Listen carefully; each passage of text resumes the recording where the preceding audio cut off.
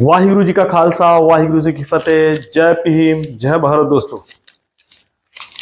YouTube channel IP Lakshman सोहता और मैं master Lakshman सोहता, हम दूसरी बार आज चैनल पे जितने भी हमारे श्रोते हैं, दोस्त हैं हमारे, वो दूसरी बार आज हमें हिंदी में बात करते हुए सुनेंगे।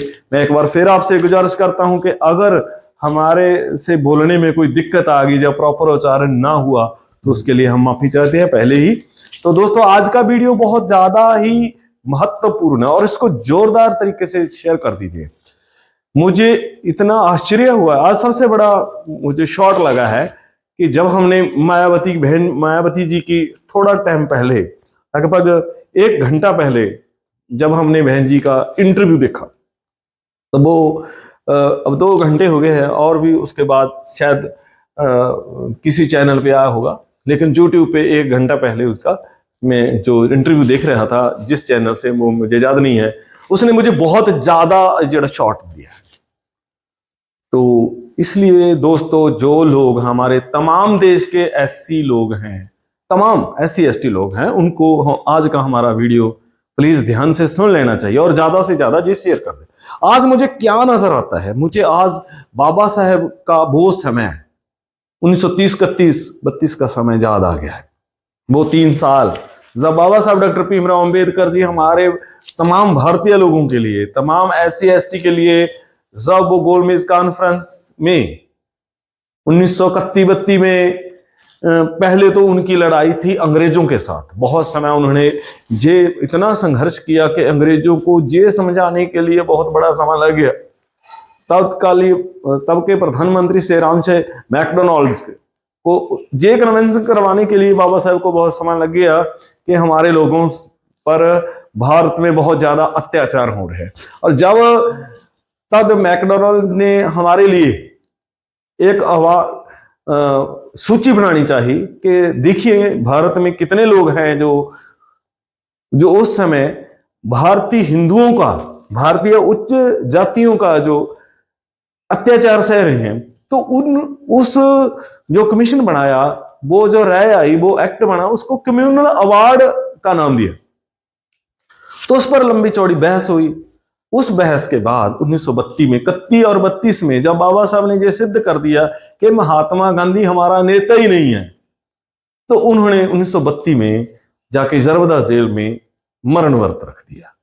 और उस मरण व्रत पे जिन लोगों के लिए बाबा साहब लड़ रहे थे, जिन लोगों के लिए, हमारे सभी एससी एसटी लोगों के लिए लड़ रहे थे बाबा साहब, तो उनको पता नहीं था। उच्च जाति के लोगों ने तब पूरी कांग्रेस ने बाबा साहब को ये कहकर डराया कि अगर आप हमारा जो पूना पैक्ट है उस पर साइन नहीं करोगे तो हम तुम्हारे जिन लोगों की आप बात करते हैं, हम उनको जला देंगे, हम पूरे देश में उथल पुथल मचा देंगे। तो बाबा साहब ने 1932 में जो सबसे अहम, जो गोलमेज कॉन्फ्रेंस से हमारे लिए सबसे बड़ा तोहफा लेकर आए थे, जिसमें हमें भारतीय एससी एसटी को डबल वोट का अधिकार था और वखरा जो जैसे अब हमारे पास इलेक्शन के लिए वखरे चुनाव क्षेत्र हैं, तो वो तो थे ही, और हम जनरल को भी डबल वोट देते थे।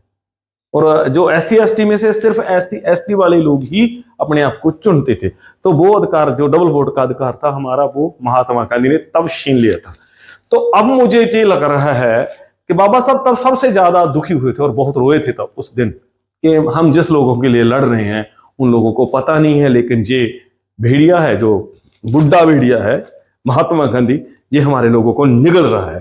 लेकिन वो उन्होंने सोचा कि कोई बात नहीं है, 20-50 साल और लग जाएंगे, नहीं तो इसको है खत्म कर देंगे, इसको बड़े पद्धर पर हमारे लोगों का है नरसंहार करेंगे। इसलिए बाबा साहब ने तब डबल वोट का अधिकार छोड़ दिया और सिंगल वोट का और रिजर्वेशन पॉलिसी ले ली।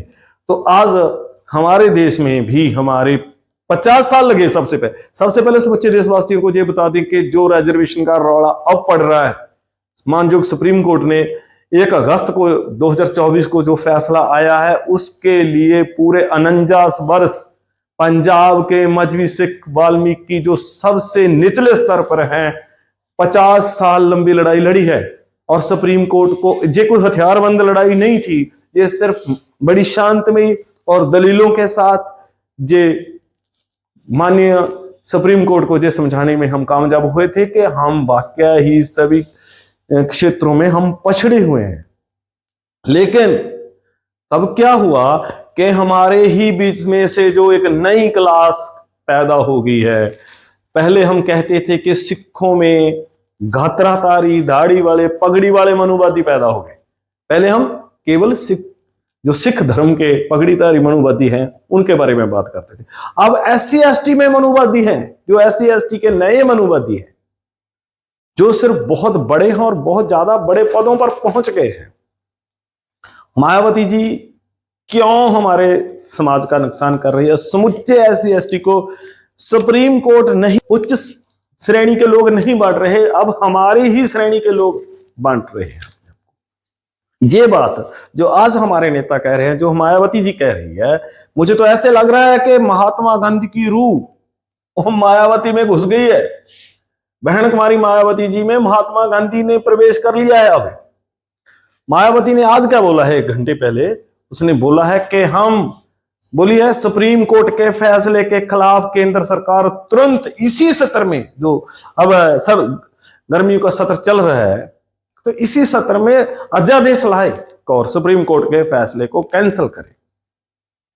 अरे भाई, हम तो बड़े हमें आश्चर्य हो रहा है कि बहन जी क्या कर रहे हैं। और जब कल 100 से ऊपर MP जाके, जिसमें मायावती जी है ही नहीं क्योंकि वो तो अब MP नहीं रही है, और जिसने सारा सुपड़ा साफ कर लिया है, पूरी बहुजन क्रांति का सत्यानाश कर दिया मायावती ने सिर्फ अपने परिवार के लिए।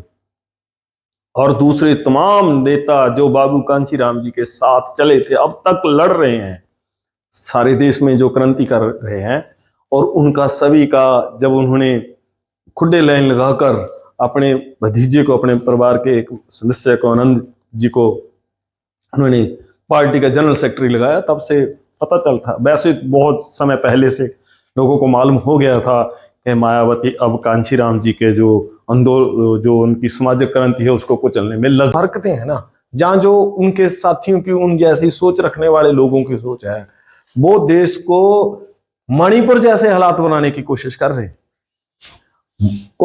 है। और मायावती जी, लेकिन ऐसा होगा नहीं है, क्योंकि देश के लोग समझ चुके हैं, जान चुके हैं, देश की सरकारें जानती है सब कुछ। जैसे पहले हमारी उच्च जाति के लोग, जैसे ब्राह्मण जाति के लोग, जब तीनों क्षत्रिय है वैसे वो ऐसे रौला पाते थे ना कि हम सभी एक हैं, लेकिन जो दलित थे, जो शूद्र थे, उनका बहुत बुरा हाल था। लेकिन जो ताकतवर जो सरकार होती है, उन्होंने देखना होता है कि सारे देश में क्या हो रहा है। सो मायावती जी जो मैतई और कुकी में फर्क था, वो तमाम देश के लोग SC/ST को बांटने का काम कर रही है। मैं तमाम देश के SC/ST लोगों को गुजारिश करता हूं कि भाई संभलिए, 21 अगस्त का जो बंद है उसमें ना आए, खास तौर पर जो निचली जाति के, निचले स्तर के लोग हैं। मैं तो रामदासिया भाई को, चमार भाइयों को, जो जाटव हैं, जितने भी हैं, इवन के C क्लास के जो मुलाजिम है ना, चाहे कोई टीचर है, पुलिस मुलाजिम है, आर्मी में है, वो कोई भी अपने बच्चों को इस जंग में ना चौके प्लीज, क्योंकि ये बड़े लोग हैं, जो क्लास 1 ऑफिसर हैं, B क्लास के लोग हैं, उनको थोड़ा फर्क पै सकता है, पड़ सकता है, लेकिन आपको जो क्लास C ग्रेड के एम्प्लॉइज हैं उन पर क्या असर पड़ेगा भाई। और इतने देश में आपको जो लड़ने की बात है, पहली बात तो किसी ने, जैसे हम पहले कह चुके हैं कि किसी भी जो पिटिशनर थे, तो ये किया ही उच्च जाति के लोगों को है, जो समर्थ लोग हैं, उन्होंने पंजाब के मजहबी सिखों पर जो है केस किया था। और दूसरी बार मजहबी सिखों की, पंजाब के की किसी भी मजहबी सिख की ये मांग नहीं थी।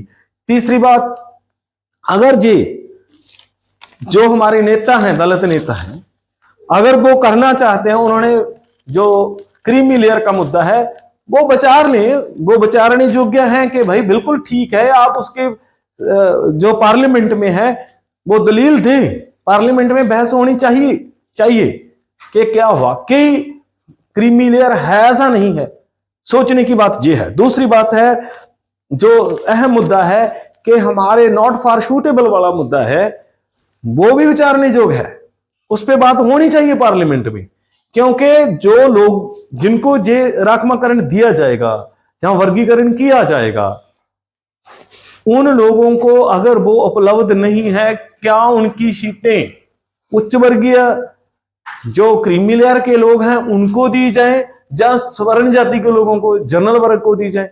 ये भी गलत है। क्योंकि जैसे अब तक ये सभी जो अब क्रीमी लेयर में हैं, ये सभी लोग अब तक ये बैकलॉग की मांग करते रहे हैं, तो अब जो वीकर सेक्शन है, जैसे पंजाब में मजलिस इकबाल की है तो 12.5% का कोटा है, तो उनको भी नॉट फॉर शूटेबल डिक्लेयर नहीं करना चाहिए, M&V का कोटे का बैकलॉग रखना चाहिए। ये बात पार्लियामेंट में होनी चाहिए।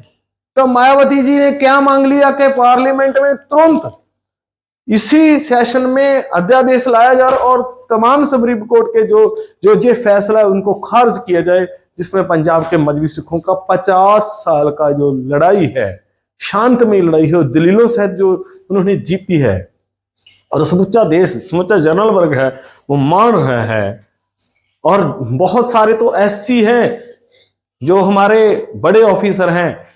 सबसे पहले मान जो हमारे सुप्रीम कोर्ट के जस्टिस गवई जी हैं, BR गवई जी, उन्होंने भी ये कह दिया है कि जो हमारे समर्थ भाई हैं उनको छोड़ देना चाहिए। लेकिन मायावती जी अपनी कुर्सी को दोबारा जीवित करने के लिए बहुजन समाज पार्टी को, जो मायावती पार्टी है, बहुजन समाज पार्टी मायावती की है, कांचीराम की नहीं, मायावती जी की है, उनको जीवित करने के लिए ये बेहद निचले स्तर की बयानबाजी कर रही है। ये हमारे लिए बहुत निंदनीय है और हम इसकी जोरदार शब्दों में निंदा करते हैं।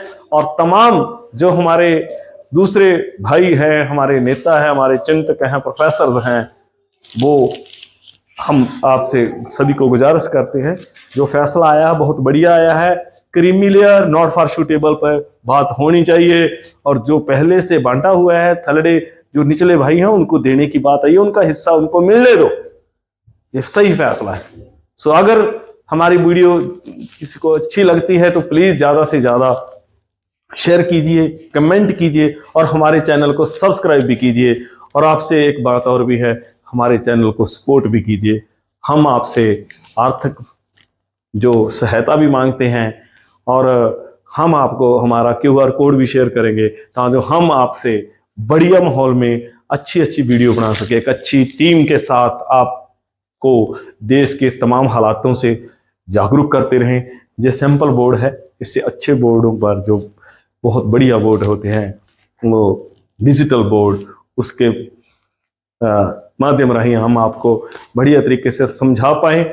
और इसीलिए आपसे ये हम गुजारिश करते हैं कि हमें आपकी आर्थिक सहायता की भी जरूरत है। अगर चाहो तो वो हमें जरूर हमारी हेल्प कीजिए। Thank you.